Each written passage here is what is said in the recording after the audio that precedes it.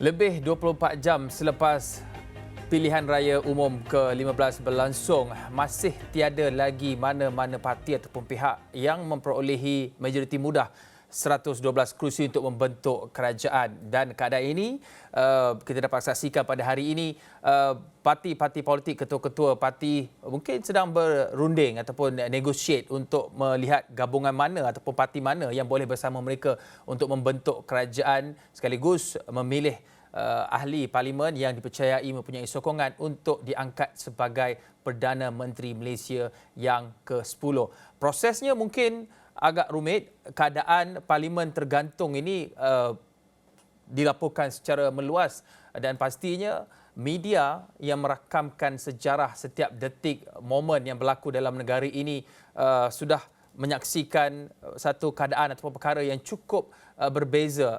Mood pilihan raya umum ke-15, penglibatan jumlah pengundi yang paling ramai disaksikan, jumlah calon yang paling ramai juga disaksikan berlaku dalam pilihan raya umum ke-15 kali ini.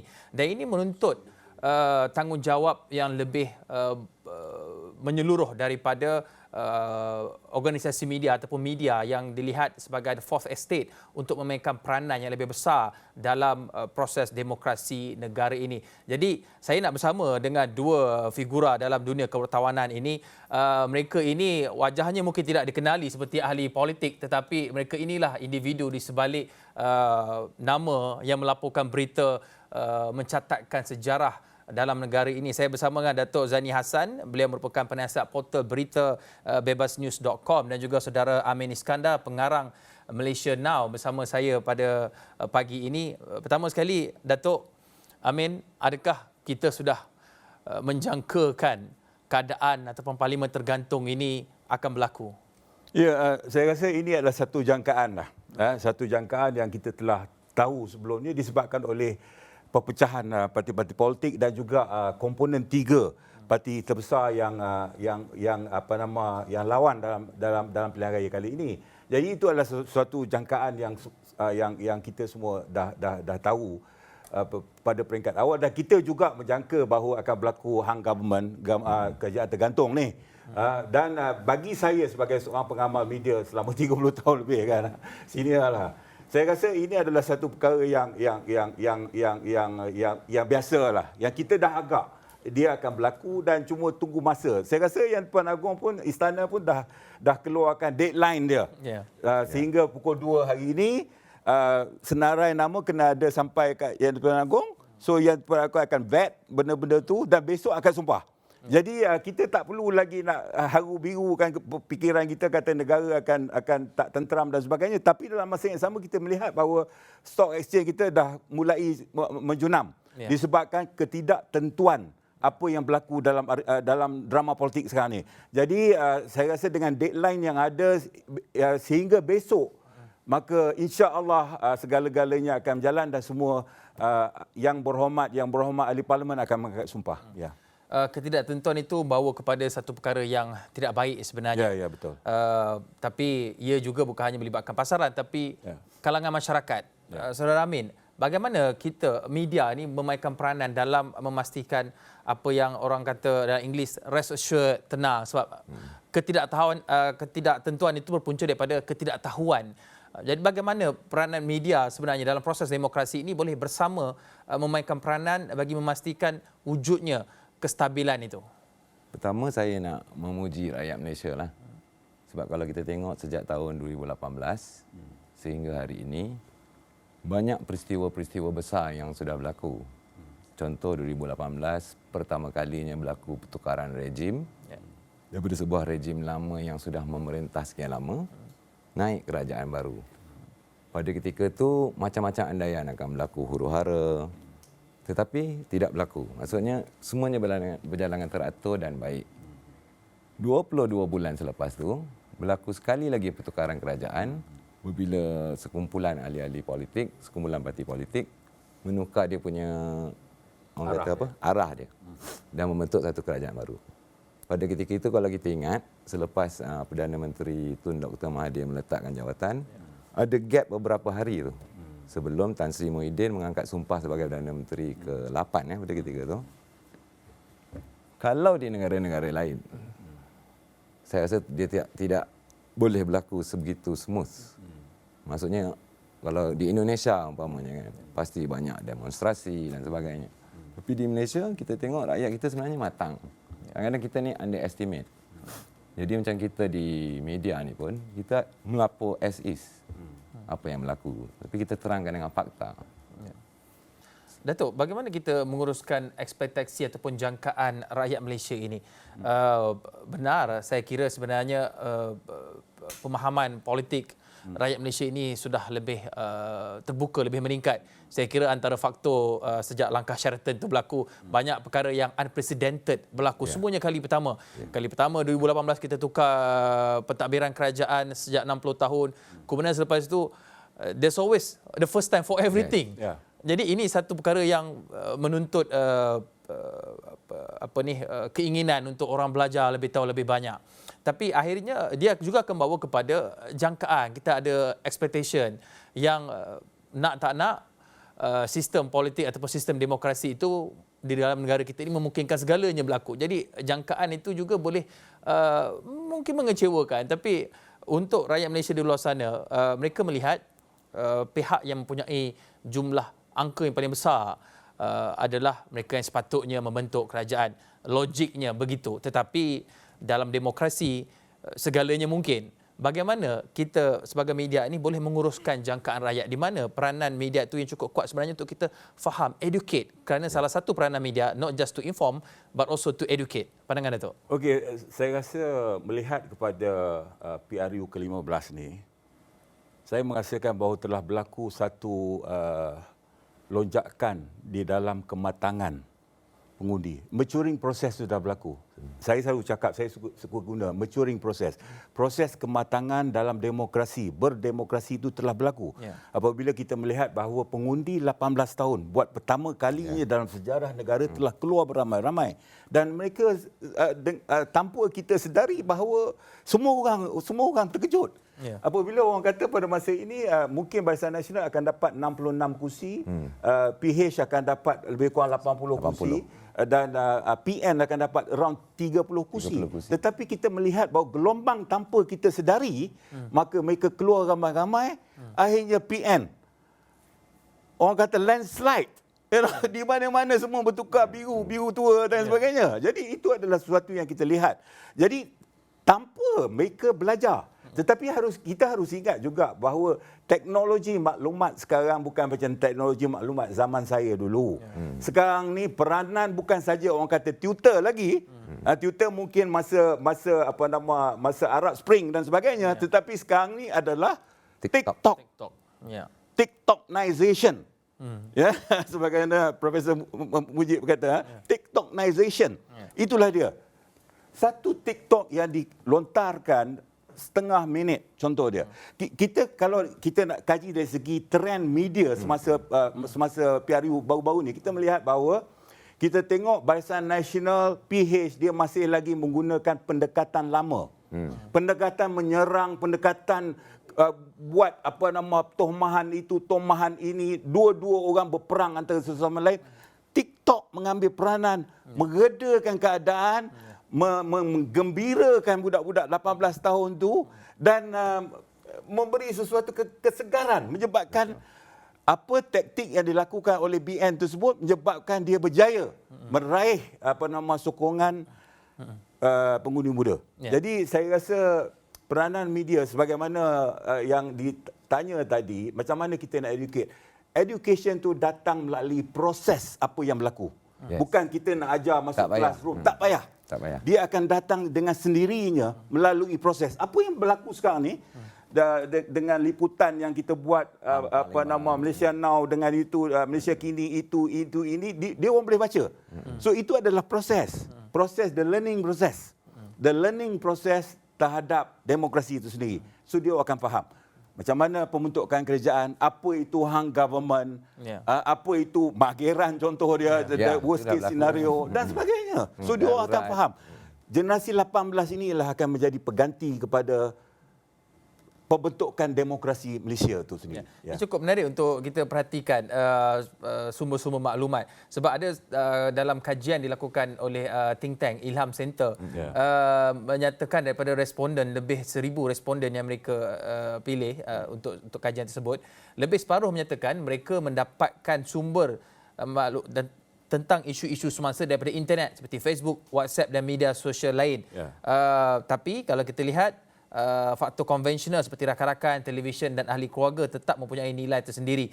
28% menyatakan mereka mendapat sumber berita daripada portal berita internet. Saya kira seperti Malaysia Now, Malaysia Kini, Malaysia Insight, Bebas News, Extra One dan sebagainya. 26% televisyen, Facebook 24%, akhbar harian 4%, Twitter 4.3%, WhatsApp 3.8%, ahli keluarga, rakan-rakan, Instagram dan sebagainya. Tapi ini dilakukan pada sekitar awal Oktober. Tempoh berkempen diperhebatkan lagi selepas 10 Oktober dan sebagainya. Betul. Tapi adakah ini mencetuskan kebimbangan, Saudara Amin? Maklumat di media sosial itu boleh dimanipulasi. Bagaimana nak pastikan apakah yang mereka belajar ni, Datuk, secara tak langsung adalah satu perkara ilmu yang betul. Kalau kita ni kalau belajar daripada buku, belajar dengar ada orang cakap dengan belajar daripada buku yang daripada pensyarah ataupun mereka yang mempunyai akreditasi ini berbeza pandangannya. Amin, bagaimana kita nak pastikan bahawa apa yang anak-anak muda di luar sana, pengundi di luar sana dapatkan sumber maklumat ini adalah sumber maklumat yang sahih? Sebab kadang ada juga perbezaan pandangan berkenaan dengan siapa yang boleh dilantik menjadi Perdana Menteri. Ada yang kata kena Melayu Islam, sedangkan dalam perlembagaan tak sebut pun. Yang penting siapa boleh dapat sokongan majoriti. Jadi ada maklumat tu mungkin sedikit berbeza. Bagaimana kita nak pastikan apa yang mereka dapat di luar sana tepat, ataupun inilah sebenarnya demokrasi? Tak, memang sebenarnya bila jadi dalam keadaan macam ni, hang parlimen dan sebagainya, memang banyak fake news yang datang daripada terutamanya macam aplikasi WhatsApp lah. Sebab tu saya nasihatkan golongan-golongan muda ni, akhirnya bila dapat maklumat-maklumat tu, pergi balik ke sumber seperti portal berita, surat khabar. Mungkin surat khabar yang anda susah nak akses. Portal berita sekarang semua di hujung jari saja. Type je alamat, check betul ke tak kan. Sebab macam-macam orang ni nak angkat sumpah, orang tu nak angkat sumpah kan. Cross-check, check and cross-check. Dan TikTok memang saya setuju. Contohnya umpamanya di Malaysia Now, kita dapat peningkatan followers. Saya boleh kata sejak tempoh berkempen lebih kurang dalam anggaran most likely like 10,000. Daripada 30,000 dah jadi 40,000, dah dekat 50,000 Ada video-video kita dah sampai jutaan orang tengok kan. Itu mengejutkan. Itu pun mengejutkan. Memang jadi saya setuju dengan saudara Hakim lah. Dan Ilham Center punya research tu. Memang TikTok kali ini memainkan peranan yang besar. Saya panggil ni PRU 15 ni PRU TikTok. Kalau kita tengok PRU waktu zaman Pak Lah tu, PRU ke-10, waktu tu PRU blog. Waktu tu kemunculan blog. Kemudian Facebook dan sebagainya lah. Jadi akhirnya bila kita dapat maklumat-maklumat ni, kita kena check balik dengan sumber. Check and cross check lah. Ini satu yang menarik untuk kita perhatikan kerana dari sudut peranan media itu sendiri, kita juga berevolusi media itu. Platformnya mungkin berbeza, akhbar, blog, TV, radio, portal berita ataupun platform media sosial. Saya yakin semua portal berita, agensi berita mempunyai laman media sosial mereka sendiri, various platform untuk reach out kepada audience. Tetapi satu perkara yang kita baru dapat rasa ni, yang kita rasa benar-benar rasa adalah kebebasan media. Saya kira pada 2018 apabila kita pertama kali menyaksikan pertukaran kerajaan di peringkat persekutuan, Pakatan Harapan mentadbir ketika itu, media secara umumnya memperolehi kebebasan yang lebih baik. Tidak seperti sebelum-sebelum ini. Saya kira sebelum-sebelum ini, Datuk Zaini tahulah bagaimana keadaannya, Amin pun sama. Tapi kita memperolehi ruang yang lebih untuk memberikan pendapat, membawa suara-suara daripada masyarakat. Bagaimana kebebasan media itu juga sebenarnya selari dengan literasi ataupun peningkatan keinginan untuk masyarakat ambil tahu perkara-perkara yang bukan sekadar laporan-laporan orang kata clickbait ataupun laporan santai, tapi lebih kepada proses demokrasi ini, Datuk? Ya, saya rasa adalah proses sebagaimana yang saya cakap tadi, proses kematangan itu juga melibatkan proses kematangan dalam media. Ya. Jadi dia kena berjalan secara serentak lah, proses demokrasi, proses kebebasan media dan sebagainya. Tetapi kita belum lagi melihat kebebasan yang mutlak lah apa yang berlaku di Malaysia, dan saya rasa tidak ada kebebasan mutlak pun akan berlaku di mana-mana pun, kecuali kalau kita lihat di negara jiran kita di Indonesia, di mana dalam satu kes, kita ambil contoh kes perbicaraan IGP dia yang membunuh dia punya ajutan tu. So dia punya liputan dia terlalu meluas sehingga menyebabkan semua orang confused. Menyebabkan semua orang confused. Itu pun saya rasa itu dah terlalu bebas sangat tu kan. Tetapi dalam konteks Malaysia saya rasa dia moderate lah. Paper Arus Perdana dulu yang tak boleh mewawancara, bukan tak boleh lah, yang tak mau mewawancara seorang tokoh pembangkang, kini dah boleh. Dah orang kata dah bukan boleh, tetapi dah mahu melakukan perkara-perkara tersebut. Jadi saya rasa media, sebagaimana yang kita semua harapkan sebagai orang media harus kelihatan bebas lah. Harus kelihatan bebas, harus kelihatan tidak menjebelahi dan sebagainya, bagi memastikan bahawa dia dapat mengambil dapat mencuit perhatian pembaca. Kita kena ingat bahawa the survival of newspaper, the survival of media sekarang ni betul-betul orang kata very tough. Kita ingat, saya daripada satu akhbar Arus Perdana nombor 1 Malaysia boleh jadi macam tu disebabkan oleh itu. Jadi kita harus ingat, kita menjual berita kita kepada pengguna. Pengguna kita adalah pembaca, pengguna kita adalah penonton dan sebagainya. Kalau orang merasakan dia ada alternatif lain untuk menyaksikan sesuatu peristiwa tersebut, dia akan pergi kat situ. Dia tak ada lagi orang kata belas kasihan. Dan dia juga boleh menghukum media-media tertentu yang dia melihat bahawa media itu tidak bias, tidak bebas dan sebagainya dengan sekelip mata. Jadi saya rasa the ownership of media sekarang pun dah sedar benda tu. Bukan macam dulu lagi. Tapi dalam masa yang sama, setiap media dia ada falsafah dia sendiri. Astro ada falsafah dia sendiri.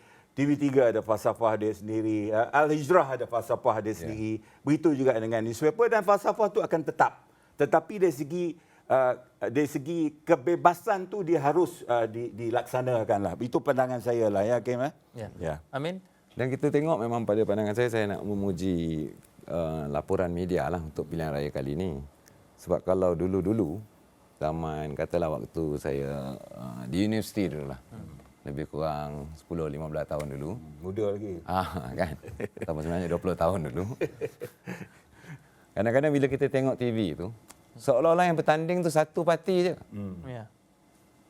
Yang liputan untuk pihak yang melawan tu semua negatif. Dan tak ada right to reply. Tapi hari ini saya tengok evolusi dia sangat dahsyat. Contohnya, siapa sangka RTM boleh bawa tokoh pembangkang bercakap, media yang besar seperti TV3 pun menjemput tokoh pembangkang. Jadi ini satu benda yang positif. Dan saya setuju macam Datuk cakap tadi. Zaman ni, kalau kita buat satu ataupun liputan kita tu hanya memihak pada satu pihak je, orang dah senang dah nak tukar. Dia pergi ke tempat lain. Tambahan lagi bila zaman internet ni, pilihan pun lagi banyak. Ya, ini satu yang menarik sebenarnya, dan sebenarnya apa yang berlaku dengan liputan lebih luas ini juga seperti yang Datuk sebutkan, kita secara tidak langsung belajar. Masyarakat belajar. Tak mungkin ia perlu berlangsung, ada yang melihat pembelajaran itu berlangsung dalam situasi yang formal, tetapi situasi tidak formal ini we learn along the way sejak apa yang berlaku, dan kita juga nak mempelajari apa yang berlaku pada ketika ini di hadapan Istana Negara. Sekarang ini kami difahamkan rakan wartawan di lapangan Faris Daniel berada di hadapan pintu 2 Istana Negara ketika ini. Faris, kalau boleh dengar saya, apakah ada sebarang pergerakan dilaporkan di Istana Negara pada ketika ini?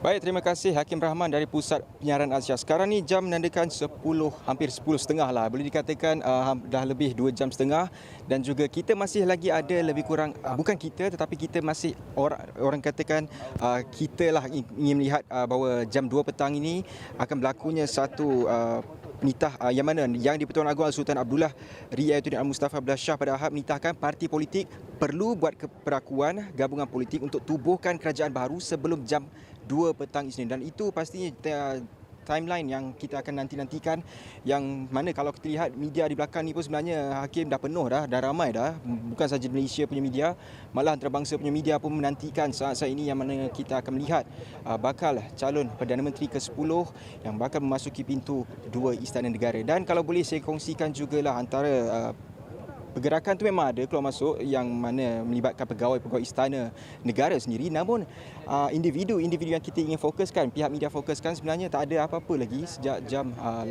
pagi tadi sampailah sekarang, dan kami masih lagi menunggu untuk sebarang pergerakan yang penting setakat ni, Hakim. Kalau lihat ketika ini, saya kira apa yang berlaku di Istana Negara ini juga semua orang belajar daripada pengalaman. Sekarang ni kita lihat ada kemah juga disediakan untuk pengamal media. Dahulunya sewaktu kali pertama semua orang berhimpun di hadapan Istana Negara ni, semua berpanah terik. Sekarang ni dah ada kemah. Boleh Faris ceritakan keadaan situasi di sana ketika ini? Ada tempat berteduh, nak rasanya macam lama ke tak lama ni nak berada di sana tu? Nampaknya mungkin anytime je, mungkin calon Perdana Menteri ke-10 kita mungkin sekarang ni tengah sarapan di kedai mamak dan sebagainya. Mungkin kita juga boleh jangkakan anytime je sebenarnya diorang akan sampai. Dan sebenarnya saya sekarang ni live cross melepasi garisan yang disediakan oleh pihak polis, yang disediakan oleh pihak Istana Negara sendiri. Yang mana kalau kita ingin melakukan lintas langsung, boleh lepas daripada garisan yang disediakan. Tapi cameraman perlu belakang daripada garisan kuning yang disediakan. Dan kalau sebenarnya yang tengah panas terik ni, sebenarnya matahari pun dah terpacak setakat jam 10.30 ni pun saya seorang je yang kat sini. Sebenarnya yang media-media lain sebenarnya tengah tunggu lagi di bawah 2 kemah yang disediakan, dan juga ada juga sarapan yang disediakan untuk pihak media sebenarnya, Hakim. Baik, terima kasih Faris. Lepas ni berduduk bawah kemah balik nak menunggu, sebab kita jangkakan mungkin akan lama sikit tempohnya, sebab kami difahamkan. Terima kasih Faris, duduk bawah kemah balik, boleh rehat sekejap, nanti kami akan dapatkan kembali Faris, sebab sekarang ini kami dimaklumkan terdapat pertemuan di antara ahli-ahli parlimen daripada Barisan Nasional yang menang pada PRU ke-15 yang lepas, akan bermesyuarat. Ini dimaklumkan oleh Setiausaha Agong UMNO Datuk Seri Ahmad Mazlan ketika beliau tiba di Hotel Sri Pacific di Ibu Negara pagi tadi. Katanya nak mesyuarat dengan semua 30 ahli parlimen BN yang menang. Beliau tak jawab apa agenda mesyuarat, tak beri komen pun berkenaan dengan intipatinya, apa yang nak dibincangkan dalam mesyuarat ini. Lepas tu ahli Parlimen Pengerang Datuk Seri Azlina Osman Said juga dimaklumkan beri bayangan mungkin perbincangan melibatkan dengan pelaksanaan Akta Anti Lompat Parti.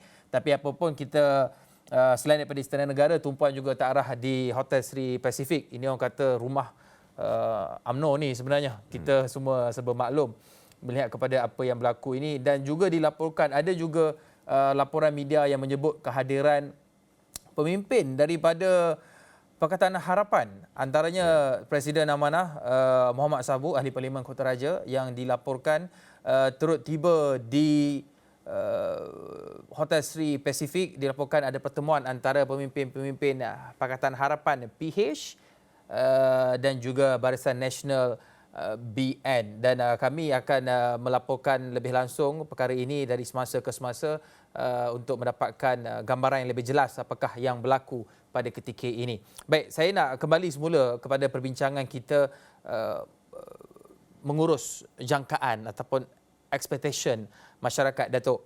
Kalau kita lihat dari sudut angkanya, ini mungkin sedikit populis topiknya, Pakatan Harapan memperolehi angka ataupun bilangan kerusi parlimen yang terbanyak. Okey.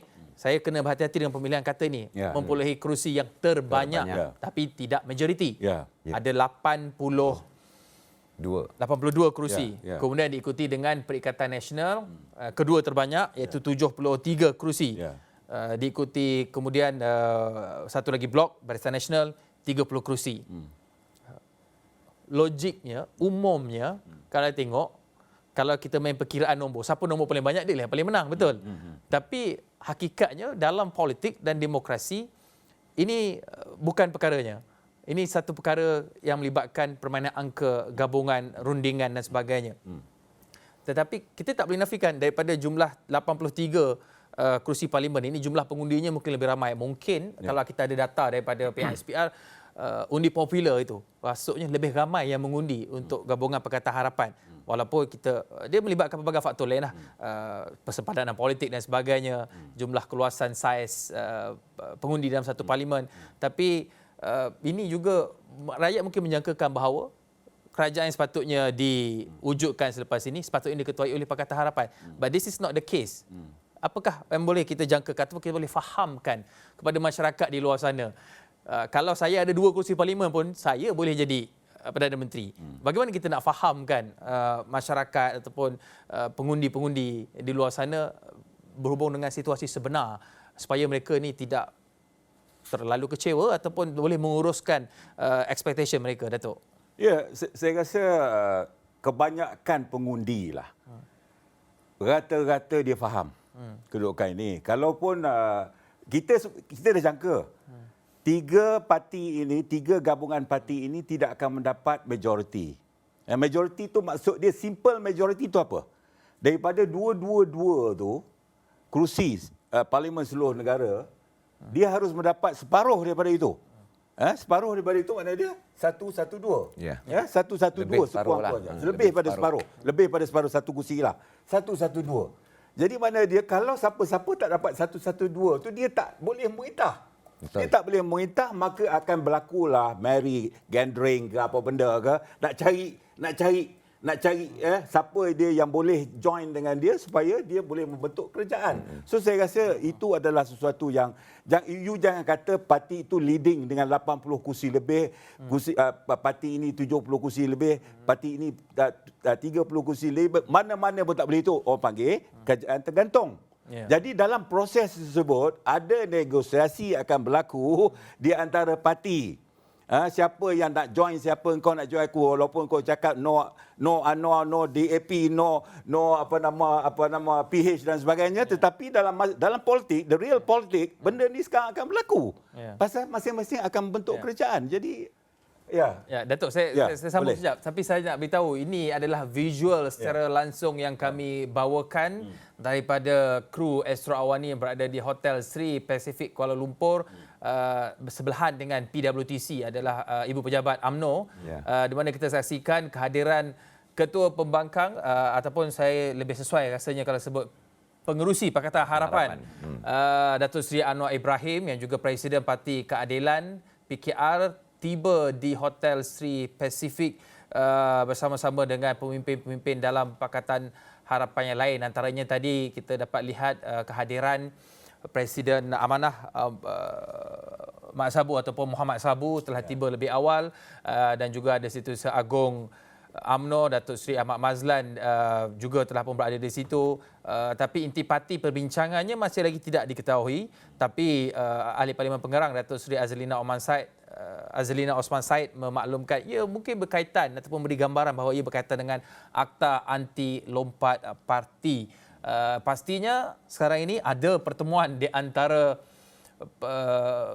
Pakatan Harapan dan juga Barisan Nasional. Satu naratif yang berbeza, senario yang berbeza kita saksikan. Semalam kita saksikan ada pertemuan antara pemimpin-pemimpin Perikatan Nasional dengan pemimpin gabungan Parti Sarawak GPS yang menyatakan keyakinan membentuk koalisi. Tapi hari ini senario yang berbeza. Ini satu perkembangan yang menarik untuk kita saksikan dari semasa ke semasa. Kita harapkan mungkin akan ada sidang media berhubung dengan pertemuan ini di masa akan datang, sebab deadline-nya sudah dekat ni, tak lama saja lagi. Kena bawakan nama itu senarai nama mereka yang memperoleh sokongan majoriti kepada Speaker Dewan Rakyat sebelum jam 2 petang. Tak lama saja lagi. Tapi kita akan tinggalkan video ini dengan anda. Kita nak teruskan dengan perbincangan. Amin tadi ada nak sambung berkenaan dengan bagaimana kita menguruskan jangkaan. Inilah jangkaannya. Ya, betul. Jangkaannya orang tolak BN, tapi sekarang ni kalau ni senarionya kemungkinan penggabungan PH BN, ini satu penjajaran politik yang baru, tapi macam mana kita nak menguruskan jangkaan masyarakat ni, Amin? Dia sebenarnya mudah je. Dalam perlembagaan kata seseorang ahli Dewan Rakyat mendapat kepercayaan majoriti ahli-ahli dewan bolehlah dilantik sebagai seorang Perdana Menteri. Ya. Jadi jawab yang hakim punya. Hakim kata ada orang kata kenapa parti yang kecil akhirnya boleh jadi Perdana Menteri dan sebagainya. Benda ni dah berlaku dekat Malaysia. Pilihan Raya 2018. Kalau tak salah saya Bersatu hanya menang 13 kerusi. Ya. Perdana Menteri Tun Dr. Mahathir Mohamad dilantik selepas mendapat kepercayaan majoriti ahli-ahli Dewan Rakyat. Begitu juga pada tahun 2008, kalau kita ingat di negeri Perak, Parti PAS pada ketika itu yang bersama dengan Pakatan Rakyat hanya mempunyai 6 kerusi Dewan Undangan Negeri. Tetapi disebabkan dia mendapat kepercayaan majoriti ahli-ahli Dewan Undangan Negeri Perak, maka dia dilantik sebagai Menteri Besar Perak. Jadi benda ni dah berlaku pun kat Malaysia. Ya. Jadi inilah tugas media. Kita melaporkan, kadang-kadang kita bila buat berita tu kita kena ambil background. Ya. Apa yang dah berlaku dulu. Supaya sebab tak ramai orang yang mungkin ingat ataupun mungkin waktu tu dia tak lahir lagi ke. Kan? Lagi-lagi dengan zaman TikTok, aplikasi TikTok ini. Ini mungkin menarik, tapi dalam kita bergerak ke hadapan memberikan latar situasi ataupun latar sejarah sesuatu kejadian itu, penting juga untuk kita lihat bagaimana sebelum ini hanya sesetengah naratif yang dipersetujui saja dibawakan, diberikan, tetapi hakikatnya kita lihat kemeriahan demokrasi ini menyaksikan sampai tak ada satu pihak pun yang ada majoriti mudah membentuk kerajaan. 112 itu angkanya. Sekarang ni PS82, PN73, BN30, GPS 22, GRS 6 dan lain-lain 7 bebas dan juga parti-parti tempatan seperti di Sabah, Parti Rakyat Sabah ataupun Parti Bangsa Malaysia itu juga menunjukkan kemeriahan proses demokrasi. Dan ini juga menuntut ruang ataupun keadilan untuk diberikan kepada semua pihak dalam platform media itu. Bagaimana, Datuk, kita nak pastikan bahawa kita media ini perlu terus bergerak ke hadapan. Saya mungkin terlalu idealistik untuk kita mencapai the ultimate press freedom. Seperti di Amerika Syarikat contohnya, mereka bebas mengkritik siapa saja, malah satu komuniti atau kawasan perumahan yang kecil juga mereka mempunyai media mereka sendiri, akhbar tempatan mereka sendiri. Maksudnya kalau macam di daerah, contoh di daerah Shah Alam tu, dekat Shah Alam tu ada surat khabar untuk Shah Alam saja. Betul. Di luar negara ini berlaku, di Malaysia juga berlaku, tapi mungkin sikit kerana mungkin pelbagai faktor lah, operasi, pemilikan, kos dan sebagainya. Tapi bagaimana media seharusnya terus bergerak ke hadapan? Kita tidak boleh lagi kembali ke takut lama. Seperti yang Amin sebutkan tadi, dulu nampak saluran televisyen ni macam ada satu parti je bertanding. Betul. Naratif satu pihak lagi tak tahu apa cerita. Bagaimana, Datuk? Bagaimana ingin kita pastikan fraternity media ini terus bergerak ke hadapan? Walaupun siapa yang menduduki Putrajaya itu nanti, mereka harus ingat kebebasan media itu tidak boleh diganggu. Datuk? Ya, saya rasa berbalik kepada apa yang kita bincang tadilah. Survival media itu bergantung kepada populariti dia. Kalau makna dia populariti dia menurun dan sebagainya, you tak dapat sales lagi, you punya circulation keep on dropping, contoh dia dan sebagainya, itu menunjukkan apa? Itu menunjukkan bahawa sokongan terhadap media you dah turun. Jadi apa yang perlu you lakukan? You kena kembali balik. You kena kembali balik mendapatkan kepercayaan daripada you punya baca. Saya rasa mudah saja arithmetic tu. Kita harus lihat dulu pada zaman dululah. Dia cuma ada 2 parti saja. Barisan Nasional dan juga siapa-siapa yang melawan. Barisan Nasional tiada tentangan pada masa itu. Maka dia ada dia punya own media dia, mainstream media pada masa itu yang mengangkat dan menjaga kestabilan parti tersebut yang memerintah. parti memerintah pada masa itu. Tapi sekarang ni dah tak wujud istilah tu kan. Istilah itu. Jadi makna dia itu adalah biasa. Pada masa itu tak ada persaingan. Tetapi pada hari ini kita melihat pada hari ini dia dah berubah. Senario tersebut dah berubah. Parti-parti yang bertanding pun dah bukan macam dulu. Satu straight fight. Straight fight. Dia bukan lagi, dia multiple fight sekarang. 11 penjuru. 11 penjuru pun ada. Jadi makna dia dengan kemajuan media sendiri, bukan kalau dulu media tradisional itu ini, sekarang dia masuk dalam pelbagai medium. Macam Marshall McLuhan katalah, the guru of communication, dia kata the message is not important but the important is the medium. Apa itu medium? Termasuk you punya tablet, you telefon kita pergi kat mana-mana kita bawa telefon, because dalam ini ialah 1001 macam information yang kita ada. Jadi this is the medium. Not the information but the medium. Tak ada perkakasan ni. Kita tak dapat any information. So saya rasa berbalik kepada soalan Hakim, media ni sekarang ni dia kena fikir on the survival. Bukan lagi ownership tu nak keluarkan duit dan sebagainya. Nak keluarkan duit sampai habis, sampai kering duit. Yang sebenarnya you nak taja sesuatu organisasi tersebut. Organisasi sekarang kena buat duit untuk pastikan bahawa syarikat akhbar atau syarikat media itu survive. Itu saja, saya rasa itu saya senang cakaplah.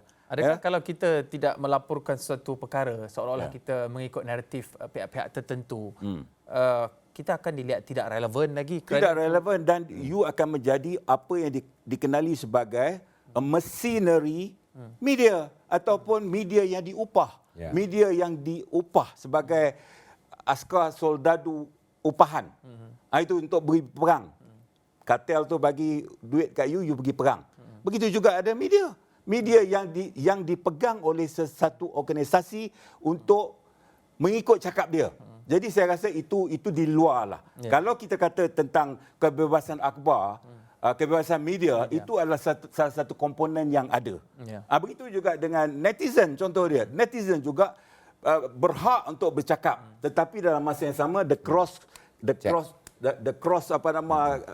check tersebut harus pergi kepada mainstream media dan sebagainya. Ada banyak medium, Astro Awani dan sebagainya. Jadi saya rasa kebebasan tu adalah disebabkan oleh perubahan masa, teknologi digital dan sebagainya. Saya rasa di masa akan datang mungkin perubahan tu lebih drastik lagi, yang mana beyond our imagination lah. Dalam teknologi media industri. Amin, macam ada nak tambah? Kalau saya rasa dah tak boleh kembali dah.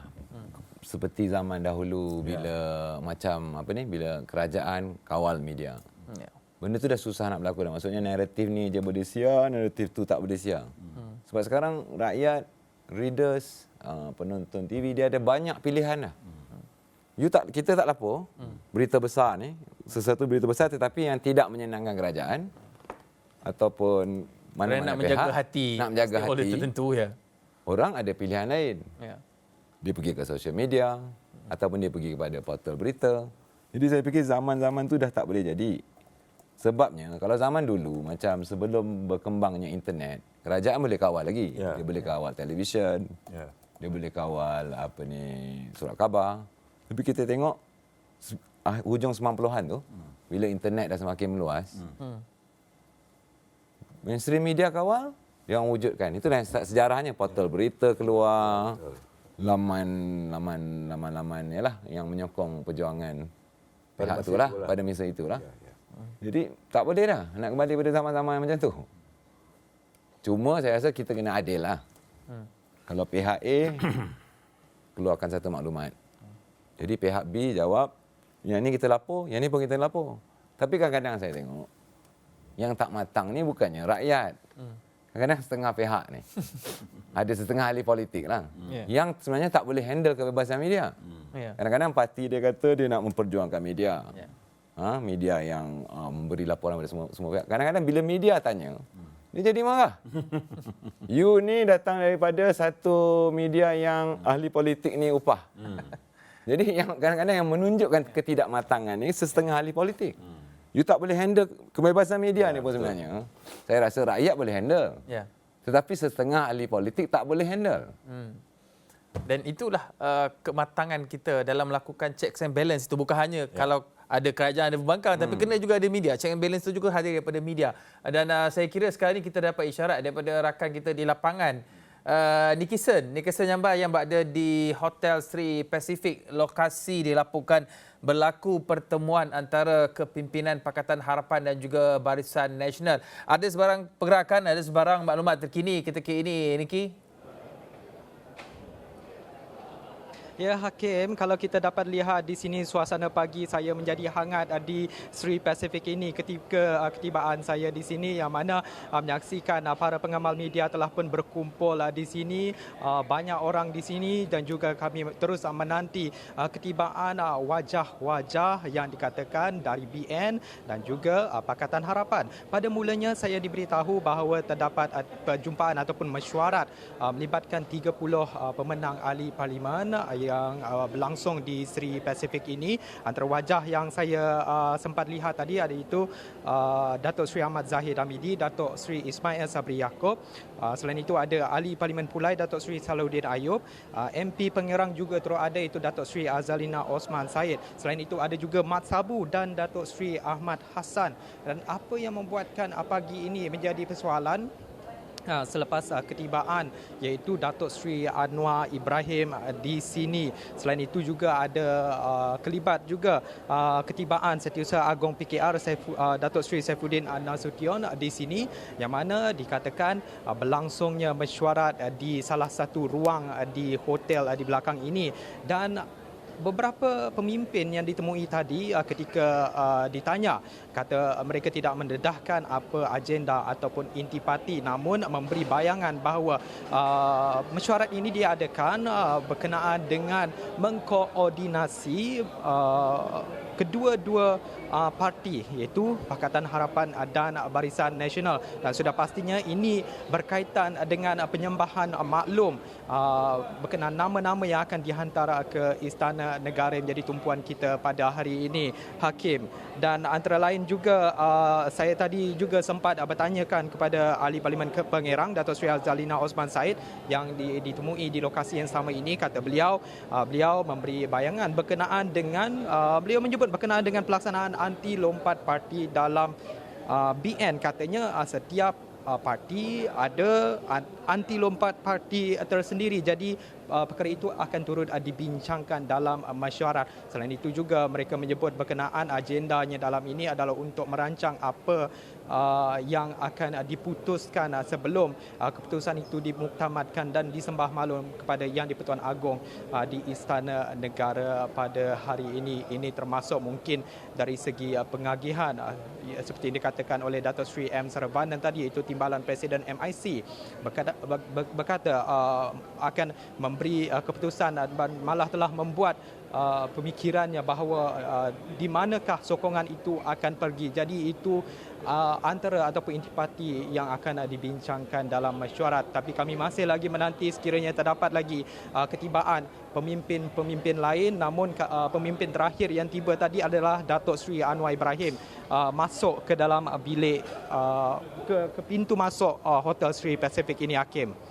Niki, kalau kita lihat di Hotel Sri Pacific ini, kedudukannya lebih dikenali sebagai ibu pejabat pemarkas UMNO Barisan Nasional, pasti menjadi tumpuan. Kalau Niki boleh kongsikan keadaan di sekeliling sekitar itu, bagaimana dengan kawalan keselamatan, sebab ini proses negosiasi, perbincangan atau perundingan ini mungkin akan menarik minat pelbagai pihak, bukan saja media tempatan dan antarabangsa, tapi mungkin pihak-pihak lain untuk turut serta ataupun mendapatkan makluman ataupun mungkin ingin mengubah naratif perbincangan. Bagaimana kita melihat keadaan keselamatan di kawasan sekitar itu, Niki?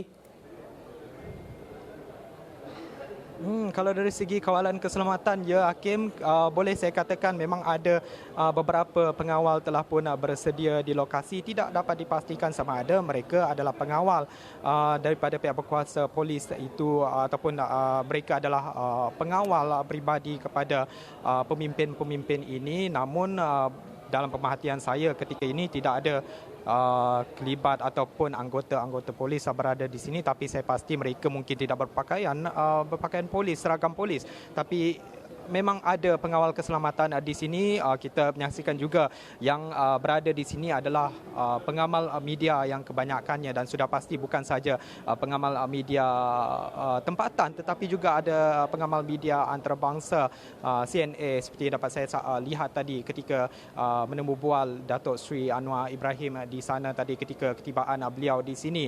Dan juga kalau kita nak nantikan ketibaan keluar mereka ini, sudah pun ada beberapa individu menunggu di hadapan pintu masuk pekarangan hotel Sri Pacific ini, yang seperti mana Hakim katakan Sri Pacific ini memang terkenal menjadi lokasi mesyuarat bagi Barisan Nasional. Itu benar sekali, tapi hari ini suasananya berubah kerana kita melihat juga ketibaan Datuk Seri Anwar Ibrahim dan juga Setiausaha Agung PKR yang turut berada di lokasi ini. Jadi apa sebenarnya yang berlaku di sini, kerana bukan saja apa yang dikatakan oleh Datuk Seri Ahmad Maslan tadi, yang mana kata beliau 30 pemenang kerusi parlimen akan bermesyuarat di sini, tetapi ada 2 figura mewakili parti lain turut berada di sini. Apa yang sebenarnya dikoordinasikan, apa yang sebenarnya menjadi perbincangan, itu yang dinanti di sini. Kalau berbalik kepada Hakim tadi, soalan Hakim tadi, pengawal kawalan keselamatan di sini, saya boleh pastikan buat masa ini segalanya dalam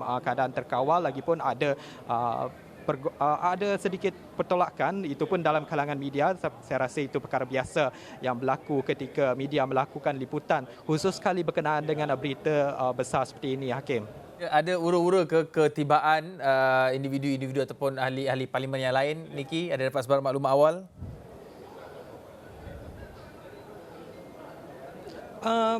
Buat masa ini, individu yang terakhir memasuki pintu ini adalah Datuk Seri Anwar Ibrahim. Tidak dapat dipastikan sama ada akan adanya individu-individu lain yang akan melangkah, tapi keadaan menjadi sedikit tenang selepas ketibaan Datuk Seri Anwar Ibrahim masuk ke dalam bilik itu. Saya rasakan beliau ada merupakan pemimpin terakhir yang akan memasuki ataupun menyertai mesyuarat itu. Dan juga Hakim, jumlah sebenar sama ada kesemua 30 pemenang kerusi parlimen itu mewakili daripada BN memang ada di sini. Jumlah penuhnya juga kita tidak tahu, tetapi sejak pagi tadi kelibat-kelibat yang datang memasuki seperti yang telah saya sebutkan tadi, antaranya yang telah mula pun berkumpul di lobi hotel ini, iaitu Datuk Seri Wika Siong, Datuk Seri Ahmad Zaid Hamidi, Datuk Seri Ismail Sabri Yaakob, Ahli Parlimen Pulai Datuk Seri Salahuddin Ayub, juga MP Pengeran Datuk Seri Azalina Osman Said Mat Sabu, serta Datuk Seri Ahmad Maslan yang datang tidak lama selepas satu sama lain. Dan juga ada juga yang telah pun memasuki pekarangan bilik di pekarangan hotel ini, Hakim. Baik, terima kasih Niki Seniamba. Satu perkembangan yang sangat menarik untuk kita perhatikan, bagaimana dalam tempoh kurang 48 jam selepas keputusan pilihan raya umum ke-14, macam-macam senario yang boleh berlaku. Terima kasih Niki. Niki akan terus berada di sana, nanti akan bawakan laporannya. Tapi kami juga akan paparkan visual secara langsung apa yang berlaku di Hotel Sri Pacific. Mungkin ada sebarang pergerakan, mungkinkah berlakunya rundingan dalam masa yang singkat, sebab kalau ikutkan deadline-nya sudah hampir. Kenyataan Istana Negara kata sebelum jam 2 petang. Mereka perlu segera mencari titik persamaan untuk nak bina, nak form government bersama ataupun tidak. Tapi kita sebagai media ni, Datuk dan juga Amin, kita lihat kita seringlah bersama dengan pelbagai lapisan masyarakat from all walk of life. Kita berada daripada CEO sampailah kepada tukang sapu sampah juga kita interview. Itulah peranan media, itulah uniknya keistimewaan media. Dan keistimewaan media ini juga memberikan kita ruang untuk mengenali subjek ataupun individu yang kita interview. Salah satunya ahli politik. Mengenali ahli politik ini, Datuk dan juga Amin. Ini satu perkara yang unik. Pemimpin UMNO bersama dengan pemimpin Pakatan Harapan. Sebelum ini yang nampak dilaporkan secara meluas, no Anwar, no DAP. Begitu juga kita lihat bagaimana PH juga menolak BN yang dilihat tidak mempunyai integriti, tidak telus, kotor, rasuah lah, senang cerita. Itu naratif mereka masing-masing bawa. Tapi sekarang ni duk meeting pula sama-sama nak buat kerajaan, kemungkinan. Tapi mengenali ahli-ahli politik ini, apakah yang mungkin kita boleh lihat? Apakah yang mungkin at the back of the head, at the back of their minds? Datuk.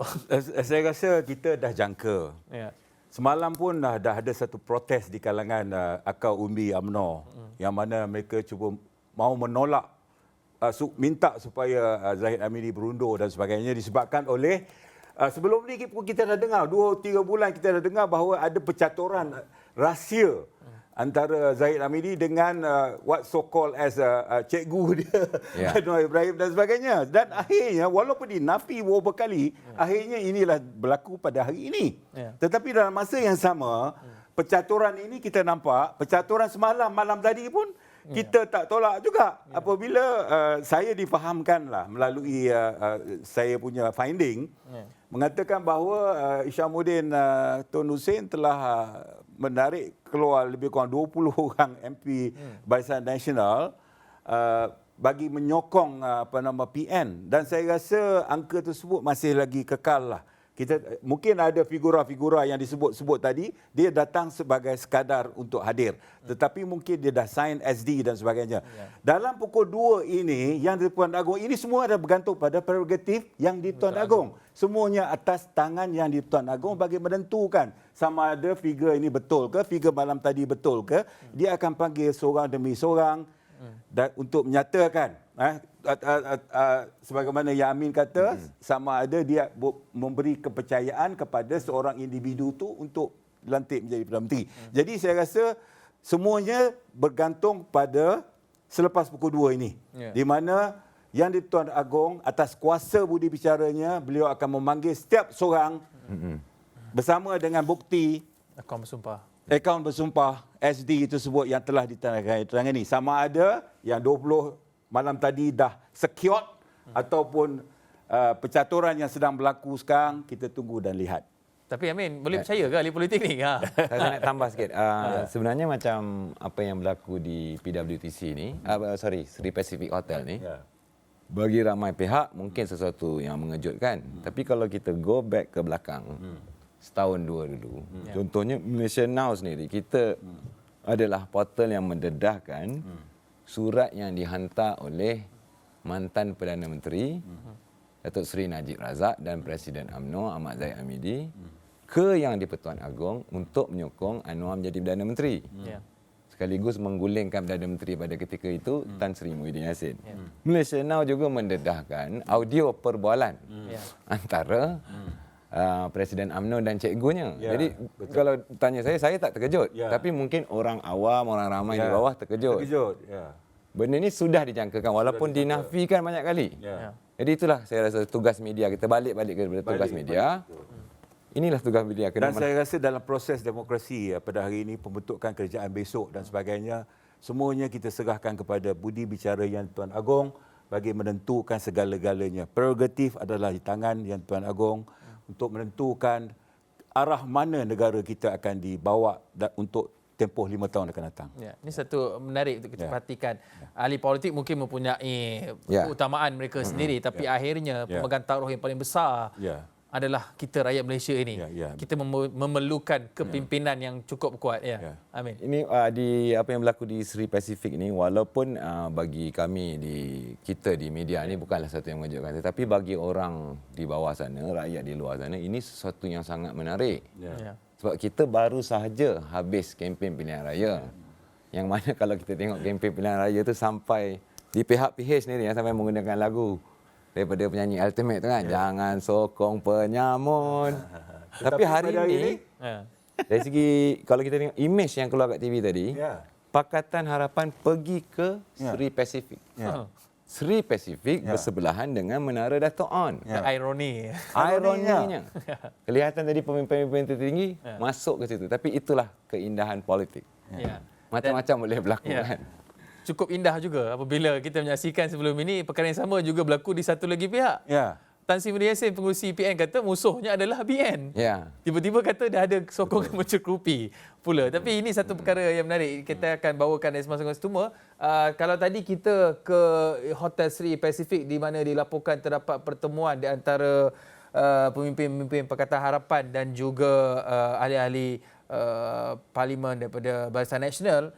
Di satu pihak lagi, ini dua pesaingnya, pengerusi PN Tan Sri Muhyiddin Yassin, di kediamannya dilaporkan ada pergerakan. Kalau kita boleh terus saja kepada wartawan di lokasi, Fahmi, ketika ini, Fahmi boleh kongsikan adakah terdapat sebarang pergerakan signifikan di hadapan di kediaman Tan Sri Muhyiddin Yassin ketika pemimpin Pakatan Harapan dan Barisan Nasional berjumpa di Hotel Sri Pacific di Damansara. Bagaimana keadaannya ketika ini?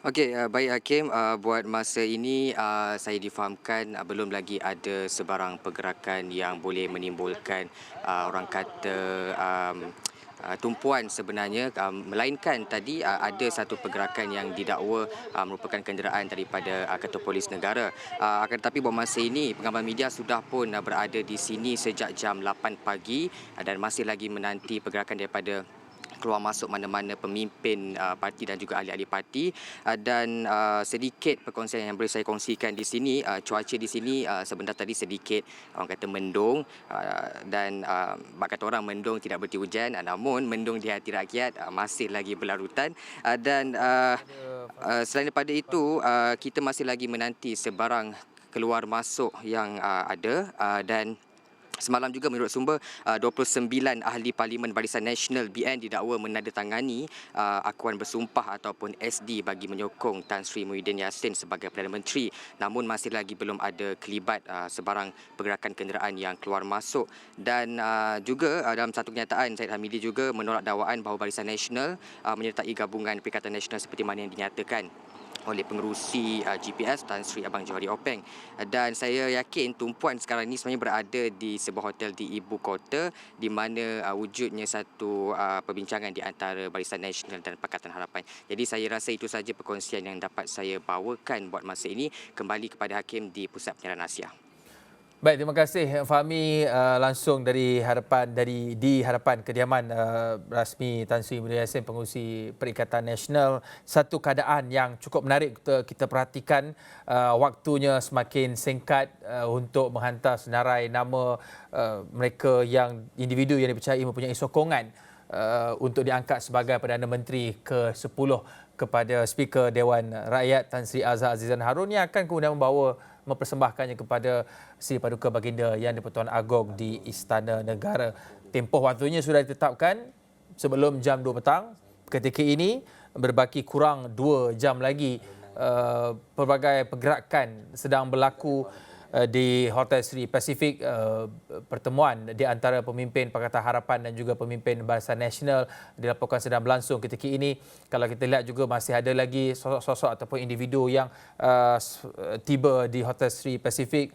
Apakah outcome ataupun hasil daripada pertemuan tersebut masih lagi tidak ketahui, tetapi terdapat pelbagai kemungkinan ketika ini. Mungkinkah wujud penjajaran politik baru, penggabungan di antara Pakatan Harapan dan juga Barisan Nasional, ataupun ia menjadi seolah-olah status quo kerajaan sebelum ini, PN, BN ataupun bersama dengan GRS dan juga GPS. Ini satu perkara yang menarik untuk kita perhatikan, kerana Akta Lompat Parti tidak menyatakan secara spesifik seseorang ahli parlimen itu tidak boleh menyokong individu lain. Ini ada sedikit ruang untuk ahli-ahli politik ataupun ahli parlimen bermain dengan Akta Anti Lompat Parti. Itu saya kira kita akan bincangkan bersama dengan panel lain selepas ini. Tapi Datuk Zaini dan juga Amin, bagi kita pengamal media, orang kata kalau ke balik kampung ni jumpa saudara-saudara apa, you media you mesti tahu, you tak cerita banyak. Itu bahasa mudahnya lah kan. Tapi bagaimana kita ingin meyakinkan, bermaklumkan kepada penonton, rakyat Malaysia di luar sana, bahawa apa juga keputusan yang berlaku, tenang. Kena faham situasinya. Datuk. Ya, saya rasa ini adalah permainan politik. Permainan politik ini game of numbers. Dalam politik ini semuanya permainan melibatkan angka. Saya dapat number, saya dah dapat number. Saya rasa Datuk Seri Anwar Ibrahim dari dulu lagi, daripada tahun dulu dia kata dia ada number. Dia nak jadi Perdana Menteri. Kan? Jadi kita tak tahu sama ada permintaannya akan dibakbulkan atau tidak. Itu kita bergantung lagi 2-3 jam lagi. Jadi apa sekalipun ini adalah taktikal di antara, disebabkan tiadanya majoriti ini, masing-masing melakukan taktikal masing-masing. Sebagaimana Amin kata tadi, kita dah tahu dah perancangan Zahid Hamidi dan Anwar Ibrahim dah lebih kurang sebulan lebih lah. Kita dah tahu dah benda itu. Begitu juga dengan perbualan yang telah dirakam dan sebagainya. Jadi ini adalah taktikal. Tetapi dalam masa yang sama, kita melihat bahawa hasil daripada pilihan raya 19 hari bulan tersebut, kita melihat bahawa kuasa Melayu, pengundi Melayu dah jadi macam tsunami Melayu pada masa itu. Sesuatu yang kita tak jangka tau. Pengundi 18 yang kita rasa dia tak matang lagi telah membawa satu gelombang, satu tsunami dan dia beri balik kepada Melayu. Jadi saya rasa ini adalah satu orang kata satu gelombang barulah. Berbanding dengan 18 dulu di mana semua gelombang memberi kepada PH disebabkan oleh satu isu yang besar. Tetapi pada kali ini berbeza. Jadi saya rasa kita lihatlah, tengok macam mana sama ada gelombang Melayu tu dapat diterjemahkan melalui suatu kuasa Melayu yang kuat melalui kerajaan, dan PH akan menjadi satu pembangkang yang kuat di Parlimen. This is orang kata the process of demokrasi yang mantap akan berlaku. Apa sekalipun kita tengoklah Gary Mandarin tu kan, bukan dari segi persabaran tetapi dari segi numbers tersebut.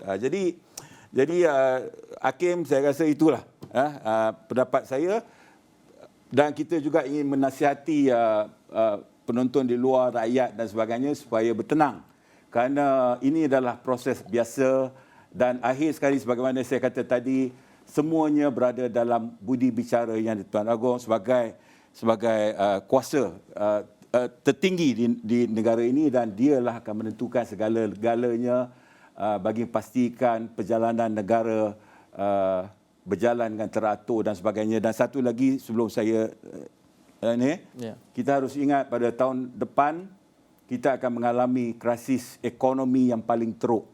Jadi inilah masanya kita harus membentuk satu kerajaan yang mantap bagi pastikan bahawa kesejahteraan kita dapat dipelihara daripada musibah yang akan berlaku pada tahun depan. Kalau saya boleh tambah sikit, apa yang paling penting selepas ni, sesiapa pun jadi kerajaan, tanggungjawabnya besar. Antaranya kena menyelesaikan banyak perkara. Sebelum tahun depan ni, tahun ni pun macam kenaikan harga barang dan sebagainya. Satu lagi pada saya yang paling penting adalah menyatukan semula rakyat. Yang ini media boleh tolong. Tapi kerajaan sendiri kena ada program-program yang menyatukan semula rakyat. Sebab kalau kita tengok keputusan pilihan raya tu, dia jelas terbelah. Di mana majoriti orang-orang Melayu pergi bersama Perikatan Nasional, majoriti bukan Melayu menyokong Pakatan Harapan.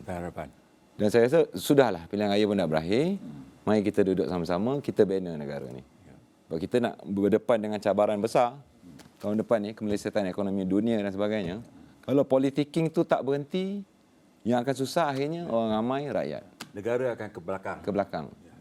Satu pendekatan ataupun waktu yang memerlukan kebersamaan semua pihak. Betul. Betul. Politik PRU dah habis, dah lah. Dan zaman It's time to work now. Dan zaman sekarang ni, dan sebenarnya menjadi pembangkang tu bukan benda yang tak bagus. Tak bagus. Pembangkang bagus untuk check and balance pada kerajaan. Betul. Kan? Dan pembangkang juga adalah di dalam sistem tu sendiri. Cuma dia di sebelah pembangkang. Kan? Sistem demokrasi tidak sempurna kalau tak ada pembangkang. Betul. Jadi persoalannya, siapa yang sanggup jadi pembangkang? Itu persoalannya yang memungkinkan berlakunya pelbagai rundingan ketika ini. Sangat menarik untuk kita perhatikan dan sangat seronok sebenarnya berbicara mengenai laporan media, kebebasan media bersama dengan dua super duper senior saya ini dalam bidang kewartawanan. Terima kasih kita ucapkan kepada Datuk Zaini Hassan, penasihat portal berita bebasnews.com, dan juga saudara Amin Iskandar, pengarang The Malaysia Now, berkongsi pandangan bagaimana kebebasan kita ataupun literasi politik berkenaan dengan sistem demokrasi kita ini juga perlu bergerak seiring dengan kebebasan media untuk masyarakat faham proses kita berdemokrasi, sistem yang kita gunakan ataupun memikirkan bagaimana suatu keputusan pilihan raya itu tidak semestinya apa yang kita gambar ataupun kita nampak. Tak semestinya pihak yang mempunyai jumlah kerusi paling kecil tidak boleh menjadi memimpin satu gabungan. Inilah keindahan proses demokrasi. Ada pelbagai rencam dan rasa, mungkin kecewa, mungkin gembira, mungkin mengharapkan sesuatu yang lebih baik. Tapi apa pun, ketika ini sebaik saja kerajaan dibentuk, perkara pertama yang perlu kita lakukan adalah kembali bersatu. Kerana kempen pilihan raya itu sejarah membuktikan berlakunya polarisasi kaum. Jadi perkara pertama, rapatkan kembali masyarakat Malaysia yang berbilang bangsa dan agama ini untuk kita bergerak maju ke hadapan menempuhi dugaan di tahun-tahun mendatang. Baik, sekian saja Malaysia Memilih. Selepas ini Najib Arif akan menyambung perbincangan sementara kita menantikan perkembangan terkini pertemuan di antara pemimpin-pemimpin politik sebelum tarikh akhir jam ataupun waktu akhir jam 2 petang ini. Sekian saja Malaysia Memilih. Saya Hakim Rahman. Assalamualaikum. Salam hormat.